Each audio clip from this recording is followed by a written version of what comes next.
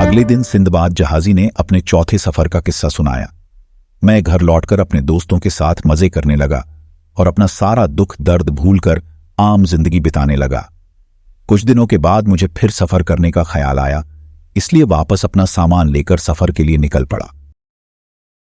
हर बार की तरह दिन रात सफर कर कारोबार करने लगा। एक दिन सफर करते हुए हमारा जहाज एक तूफान में फंस गया, जिससे हमारा जहाज डूब गया। कई लोग डूबकर मर गए और कुछ लोग तैरकर किनारे पर आ गए। मैं भी लगातार आधे दिन तैरने के बाद हिम्मत करते हुए किनारे पर आ गया। मैंने खुदा को जान बचाने के लिए शुक्रिया कहा। अब मेरे साथ कुछ लोग भी हिम्मत करके टापू पर आ गए। अब हम उस टापू पर घूमने लगे और वहां पर उगी जड़ी बूटियां खाकर अपना दिन निकाला।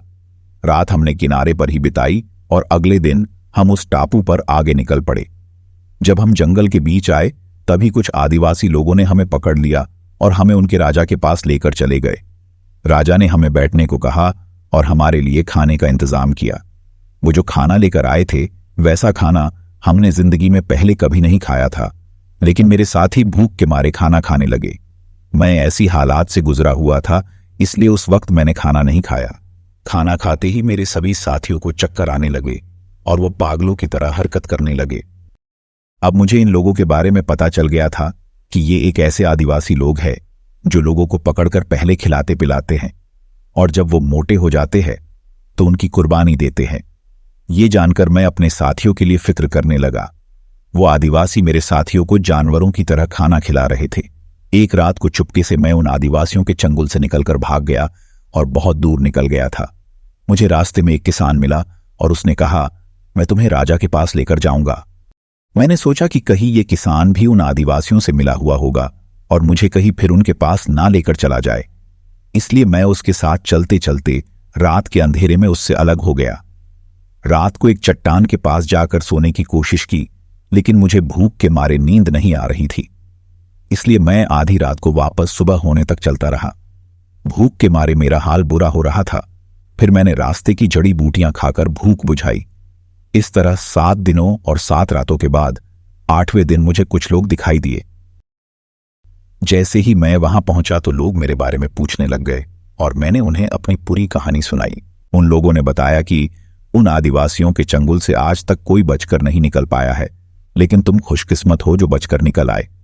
उन्होंने मुझे खाना खिलाया और आराम के लिए जगह दी। अब वो मुझे उनके राजा के पास लेकर गए और उनको भी मैंने पूरा किस्सा सुनाया। वो मेरे बारे में जानकर बहुत खुश हुए और उन्होंने मुझे उनका शहर घुमाया। वहां के लोग घोड़ों पर काठी पैड नहीं डालते थे और उसके बारे में वो नहीं जानते थे। मैंने वहां के लुहारों को काठी बनाना सिखाया और मैंने खुद राजा के घोड़े के लिए काठी बनाई। राजा ये देखकर बहुत खुश हुआ और उसने मुझे काफी इनाम दिया। इसके बाद राजा के वजीर के लिए भी काठी बनाई। इस तरह मैंने इस काम से पैसे बनाना शुरू कर दिए। अब लोग मुझे प्यार करने लगे। मुझे इस काम में मजा आ रहा था। एक दिन राजा ने मुझे बुलाया और कहा, तुम अब हमारे शहर का हिस्सा बन गए हो, इसलिए अब हम तुम्हें अपने देश जाने की इजाजत नहीं देंगे। मेरी इच्छा है कि एक खूबसूरत लड़की देखकर तुम्हारी शादी कर दी जाए और मैं तुम्हें अपने महल में रहने के लिए जगह दूंगा और तुम अपनी बीवी के साथ यही रहना। मेहरबानी करके मना मत करना। मैं राजा की बात सुनकर चुप हो गया, क्योंकि मैं उनकी इज्जत करता था, इसलिए मैंने उनकी सलाह मान ली और हां कर दिया।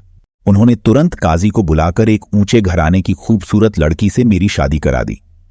शादी के बाद राजा ने मुझे महल में रहने को जगह दी और साथ में नौकर चाकर भी दिए। ऐसी आलीशान जिंदगी जीकर मैं अपने देश को भूल गया। मैं और मेरे बीवी खुशी खुशी से रहने लगे। एक दिन मेरे दोस्त की बीवी मर गई तो मैं उसे दिलासा देने के लिए गया। मैंने उससे कहा, अपनी बीवी के मरने से इतना परेशान मत हो। खुदा ने चाहा तो तुम्हें इससे भी बेहतर बीवी मिलेगी, जिसके साथ तुम लंबे वक्त तक जिंदगी बिताओगे। मेरे उस दोस्त ने रोते हुए मुझसे कहा, मैं कैसे दूसरी लड़की से शादी कर सकता हूं जबकि मेरे पास जिंदगी का सिर्फ एक दिन बचा है।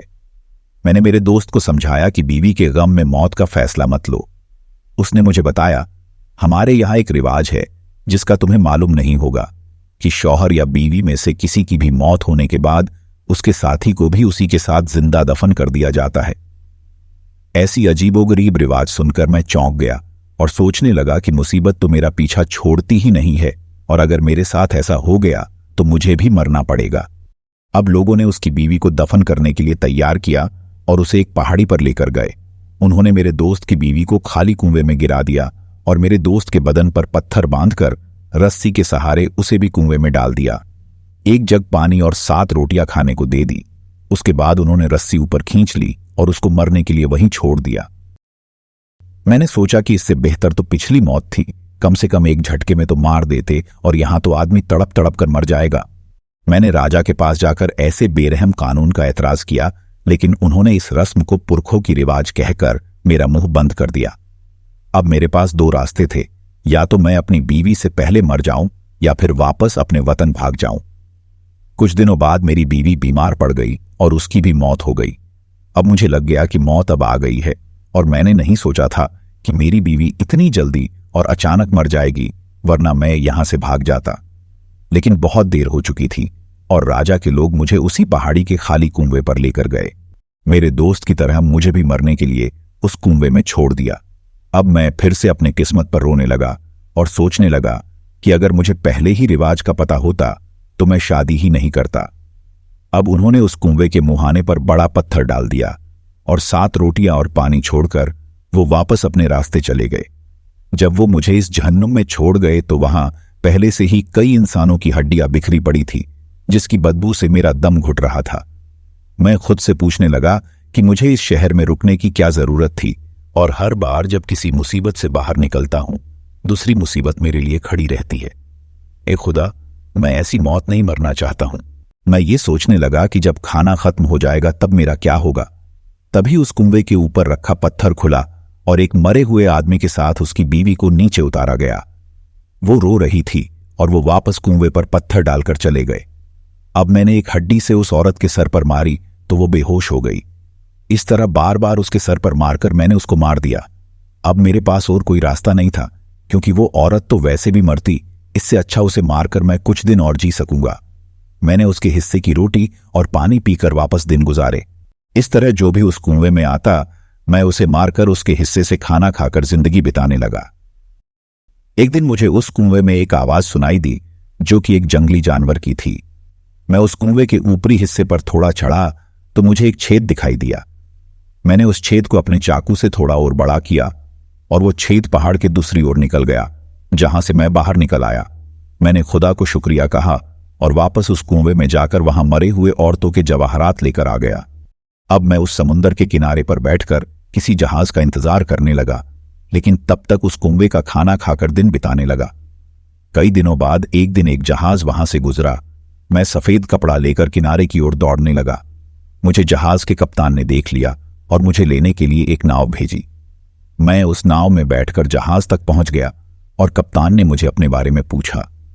मैंने कप्तान को अपनी कहानी सुनाई कि किस तरह मैं इस टापू पर पहले आदिवासियों से और फिर उस रिवाज की वजह से फंस गया था। अब मैंने जहाज के कप्तान को जान बचाने के लिए कुछ जवाहरात दिए और उसने भी मुझे कारोबार करने के लिए कुछ सामान दिया। इस तरह उस जहाज से मैं वापस अपने शहर बगदाद आ गया।